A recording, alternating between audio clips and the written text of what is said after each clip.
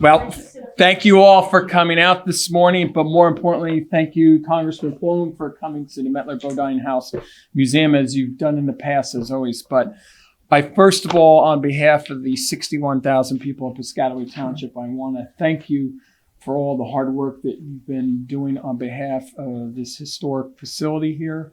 We're expecting great things to happen over the next 18 months here, like that has been for the last 300 plus years. But with that being, yeah. Yes, I am. I think June, yeah, all right. Well, I didn't mean it that way, June. But I think it's only fitting that the congressman comes here to talk about the federal grant that he was able to attain for the museum, given that we're July 4th, our celebration of our country's founding is upon us, and the fact that Piscataway Township had played a unique role as in celebrating the first 4th of July celebration nationally here in this town. So, Congressman, do you want to take it away, and then we'll have June get up and speak afterwards? Absolutely, sure. Okay, go ahead. Thank you, Mayor. Thank you, Mayor, and thanks for all that you do. And I see some members of the council are here for the township of Piscataway, and also because I know you're so interested and spend a lot of time on the history of the town and how it relates to Middlesex County and the state of New Jersey as a whole. And we were talking about how one of the reasons I'm here, look, you've heard about the fact that we have this $500,000 earmark or community project before. Earmarks, I don't mind that word. I know, I have to watch it. It's called a community project, not an earmark. But you've heard about this before. I mean, it was signed by the president last year. But I wanted to come because it's July 4th. And I think as you all know, this was the place where Washington announced that July 4th would be henceforth celebrated as the nation's Independence Day. And I mean, really, honestly, I mean, you know this in Piscataway, but I don't think that many people know about it. We were talking about how there's so much, particularly with regard to the Revolutionary War, you know, New Jersey being the crossroads of so many battles, of so many things that happened during the Revolutionary War, and people just don't know it. And so, you know, if nothing else, today we're going to get the word out, right? As much as we can about the significance of this building and this place for July 4th celebrations, which so much of us are going to participate in over the next week or 2 weeks, really, or 2 weekends. But it also points out the historical significance of the Metlar Bodine House. Now, my understanding is the education wing is part of, I mean, it's going to cost a lot more than $500,000, but that money is going to be used in part for your education wing, which is that? It's out to bid right now. Yeah, it's out to bid. All right. Just did the budget. That's good. And we just were talking to the two of you, right, that we're doing a project. So when we talk about this education wing, the thing I like about it is that you can do a lot of different things, right? It doesn't even have to relate to the house or to July 4th.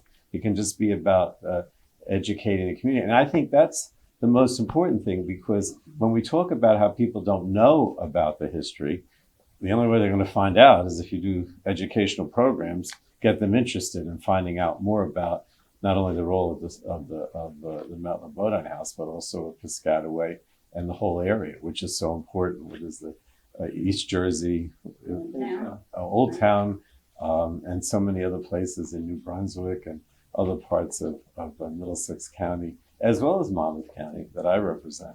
So, what'd you say? The whole state. I know, it's so true. It's so true. So the only other thing I wanted to mention was that, you know, I wanted to talk about the involvement of the community a little bit, because I think that's so important. Now, this place is actually owned by and operated by the town, That's right?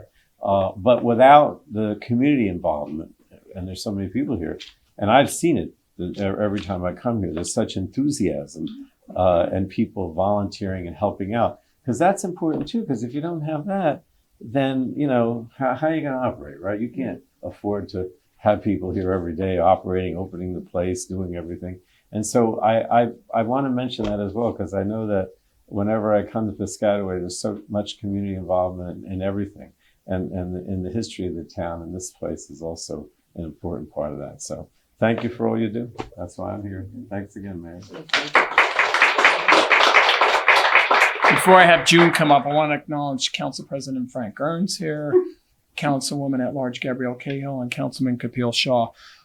I want to give Frank Palome some more credit because I don't know if you saw yesterday in the news, the president was out in Chicago talking about the economic package. And part of it has to do with the bills that were passed and signed into law by the president. I think it's interesting, and I'm going to get a little partisan here, Congressman. Okay. That those members that did not vote for the economic packages and a lot of these bills that were signed into law are now back in their districts taking credit for things that are coming in that had to do with the hard votes that Congressman Palone took and a lot of other members out there. So I think it's kind of shameful that, I know it's politics, but at the end of the day is that, when you shouldn't be up there taking credit for something that you had absolutely voted against.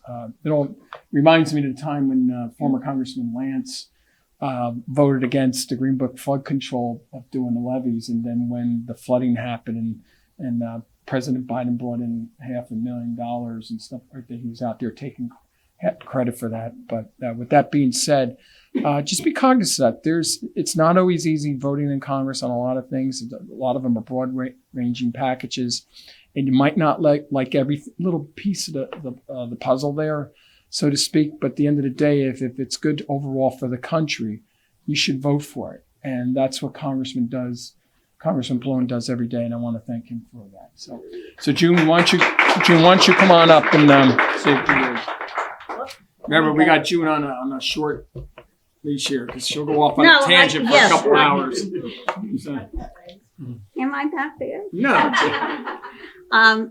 Before I begin talking about the history of the wall so that you all know what it's about, I just want to thank the mayor and the congressman for their support over the years. And now, this is incredible. We're all my volunteers, my wonderful volunteers from the Fellowship for Metlar House are here every Thursday working their little hearts out. And my associate director, who's been with me since 1993, also has been an incredible person, and I want to recognize her today. She's done so much for this museum. Okay. Name her name. Howard Durkin. Okay. Thank you. Well, just those people who didn't know. For those who don't know her, I think she's pretty well known. Anyway, I do have, because I want to, a couple notes, okay, so that I don't go on and on forever. But as you know, this event is New Jersey's best kept secret. It's an incredible event that happened here on July 4th, right after the Battle of Monmouth. And I want to tell you that we all know happened in 1778. Okay, the Battle of Monmouth. So when was the first birthday of America? In July 1777. But what happened that year?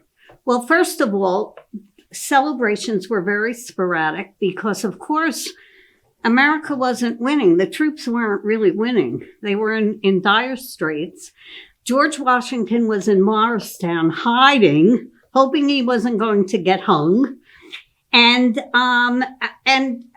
nothing really happened on that first birthday. Not any big, huge celebrations.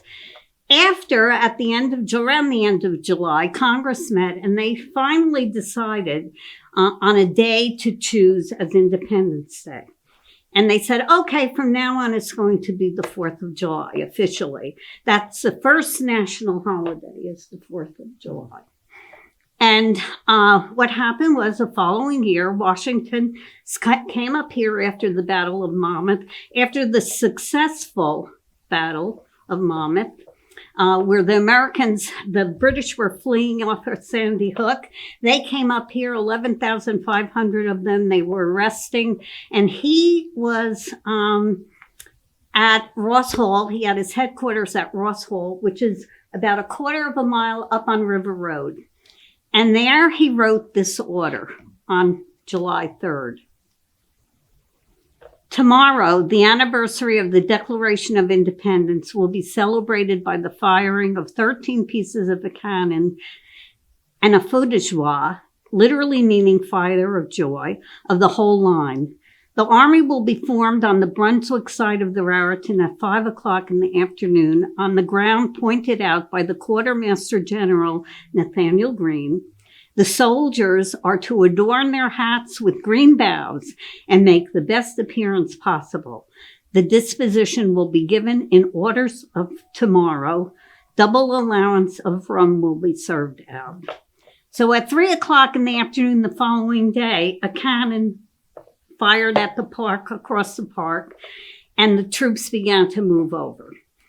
And all 11,500 of them formed two lines up and down the Brunswick side of the river, and they shot their rifle or muskets off one at a time. It took 3 hours for them to do that.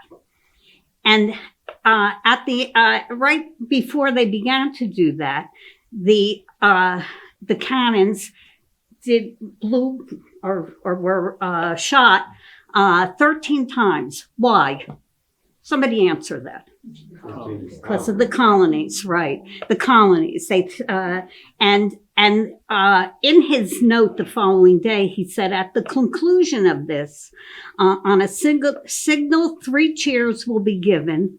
Perpetual and undisturbed independence to the United States of America, which they all shouted out. And guess who could hear them? The British at Sandy Hook. They could literally hear them saying this, and they could hear this celebration.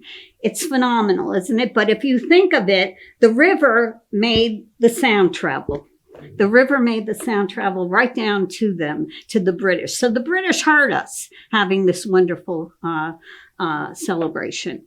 And after, he wrote also that he would have invited his company to dine with him at 3 o'clock in the afternoon. So they all were sitting on the porch of Ross Hall watching this wonderful, wonderful celebration occur. And it was the first time that the 4th of July was officially Independence Day. And it happened right here in Piscataway and New Brunswick along the river. And it's the most phenomenal thing. When you see the wall, when it comes back, I know that you're going to absolutely feel its presence. It's the only physical link to this incredible event. And you will absolutely just, when we were going to send it, just a really short thing, when we were going to ship it down to Tennessee to be conserved, Henry, I don't know where Henry is, he's back there. Henry and a number of people were there, and they couldn't touch it enough. And it was in pieces at the time. I just saw it upright last September. I had never seen it upright before. It's phenomenal. And it's a beautiful, beautiful piece of colonial architecture, but it holds the history of our nation. Thank you.